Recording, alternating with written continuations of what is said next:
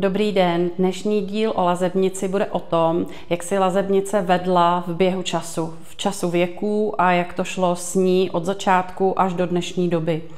Připomenu Řím, kdy všichni víme, co se dělo v římských lázních a hodně asi ten názor o lazebnicích se týká a bere z téhle doby, protože vlastně ta je perfektně zdokumentovaná. Prostopášnosti a hříšnost v Římě jsou všeobecně známé a dávají se vždycky jako velký vykřičník k tomu, že nám společnost upadá.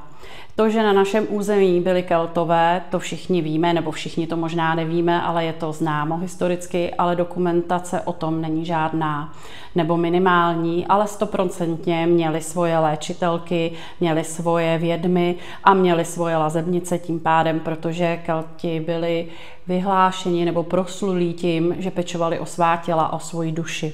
Když se přeneseme o pár století dál, tak se dostaneme do roku 1300, kdy máme vlastně vládu Václava IV., který byl známý tím, že byl nervově nevyrovnaný a vlastně potřeboval opravdu s tou svojí osobou pracovat. V té době byly vlastně dva takové svatostánky. Jeden byl takový ten oficiální, to byl ten kostel, to byly v podstatě ty církevní obřady, kam chodili jak chudina, tak panstvo, samozřejmě pečovat o svoji duši. A potom byly samozřejmě lázeňské domy, kde se pěstovala společenská úroveň žití naprosto stejně, jenom se tam pracovalo už s otaleným lidským tělem, se zdravím, s psychikou. Pověst o Václavu IV. A lazebnici Zuzaně je známá. Já tím jenom chci říct, že lazebnice pronikaly samozřejmě i do vyšších a až nejvyšších v podstatě společenských tříd. Ačkoliv je tenhle příběh zromantizovaný, tak ale pravda je taková, že lazebnice samozřejmě obsluhovaly panstvo, obsluhovali krále, obsluhovali císaře. Samozřejmě musím zmínit i účast mužů, protože zejména mužská populace potřebovala opečovat svoje vousy, takže tam patřili vlastně muži, protože tuhle činnost skutečně jak vysoce postavení muži, tak i jako nižší společnost považovala za práci mužů, nepouštěla k tomu ženy, ale ty ženy v podstatě potom už myly vlasy a pečovaly o celý zbytek těla. Takže to byla taková ta hluboká historie. Pak samozřejmě patří zmínka o tom, že to byly velmi významné pomocnice při vojenských taženích, při válkách, protože vlastně pomáhali opečovávat raněné, podíleli se vlastně na velmi složitých chirurgických zákrocích, některé sami prováděli, léčili, doléčovali a vlastně pečovali o to, aby vůbec ta posádka nebo to vojsko se udrželo v nějaké kondici. Tím přeskočím takovou tu hlubokou historii, i když ona zas tak hluboká není, protože já jsem žila v době, kdy mě vychovávali ženy, které vlastně zažily první světovou válku a zažily i druhou světovou válku a v podstatě dožívaly ve svých 90 letech plus. A já jsem měla možnost s nimi prožívat své dětství. To dětství v podstatě bylo, dá se říct, úžasné. Na dnešní dobu to byla hluboká historie, když to někomu vyprávím, tak zejména lidé z města se mi ptají, v kterém století jsem žila. Žila jsem ve 20. století.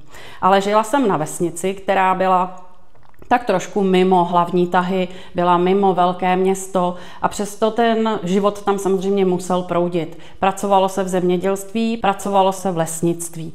To jsou dva obory, kde vznikaly velké úrazy, byly tam velké problémy s kůží například, protože vlastně různé infekce, jedy, v té době se používaly hodně pesticidy, to všechno prostě způsobovalo velkou problematiku s kůží, velkou problematiku s imunitou. A já jsem vlastně byla součástí toho, jak tyhle moje stařenky těm lidem pomáhaly. Například u nás doma se nikdy nezamykalo. To bylo skvělé. Já jsem vlastně nikdy nezažila, že by nás někdo vykradl. Když už jsem byla trošku větší a vždycky jsem říkala, proč nezamykáme, tak mi moje babička říkala, že nemůžeme zamykat, musí být otevřeno pro potřebné. To znamenalo, že opravdu se v lese třeba brzy ráno, to znamená ve 4 hodiny ráno, stal úraz a někdo přijel a potřeboval se k nám dostat, protože nebyly tenkrát elektrické zvonky, nebyly mobily, nebyly tyhle vymoženosti. Ty lidi museli dojet a museli se někam dostat a museli se fyzicky s tím člověkem domluvit.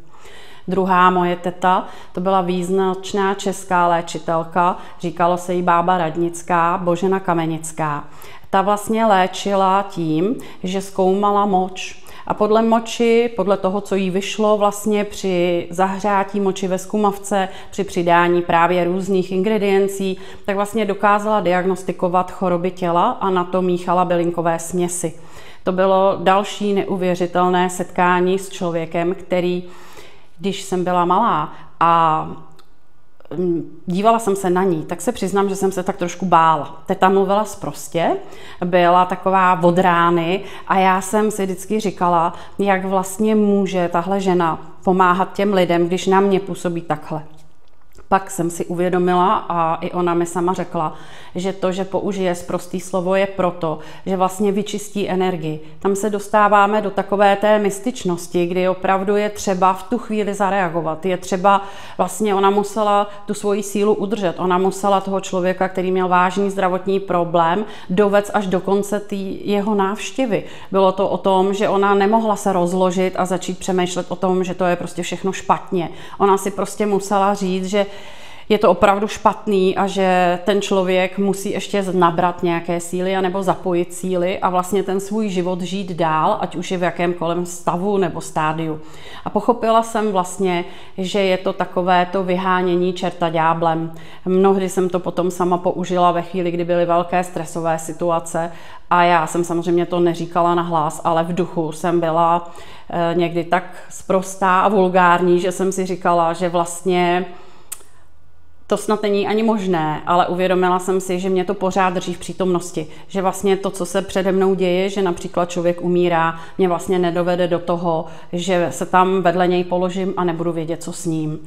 Když dneska vidím práci záchranářů a vidím, jak se chovají, tak hodně vzpomínám na tu tetu. Hodně si uvědomuji, že je to drží přesně nad tou vodou. Takové to, když je vám zle a někdo vám dá herdu do zad, tak je to vlastně to nejlepší, protože vy se vlastně přes tu negativní energii nebo přes tu bolest vlastně proberete. Proberete se do té přítomnosti.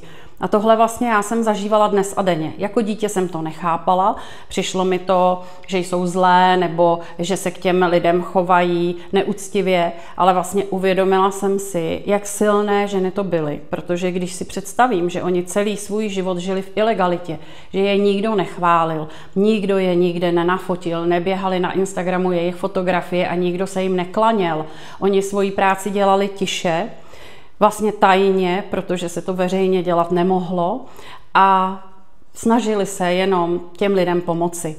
Takže to bylo moje dětství, které bylo velmi a velmi praktické, velmi rozvíjející a velmi poučné.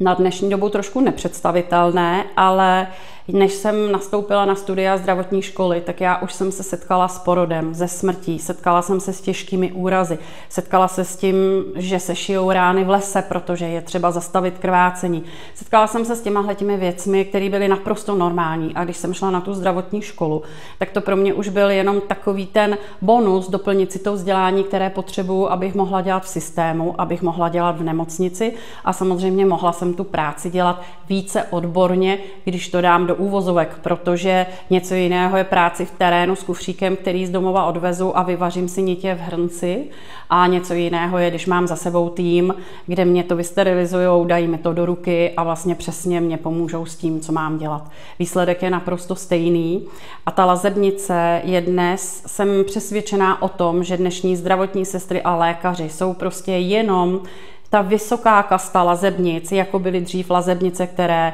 pečovaly jenom o tělo tím, že dělali očistu, pak stříhali vlasy, pak trhali zuby, pak šili rány. I tohle byly kasty, to taky nemohla dělat každá lazebnice. Tak zrovna tak dneska se to v podstatě dělí na ty fyzioterapeuty, lázeňské pracovníky, chirurgy, zdravotní sestry. Je to prostě pořád stejné a je moc velká škoda, že zapomínáme, že si myslíme, že dneska žijeme v době, kdy před náma nic nebylo. Bylo před náma to, že lidé dokázali z ničeho udělat to, co dneska, bohužel musím říct, mnozí nedokážou.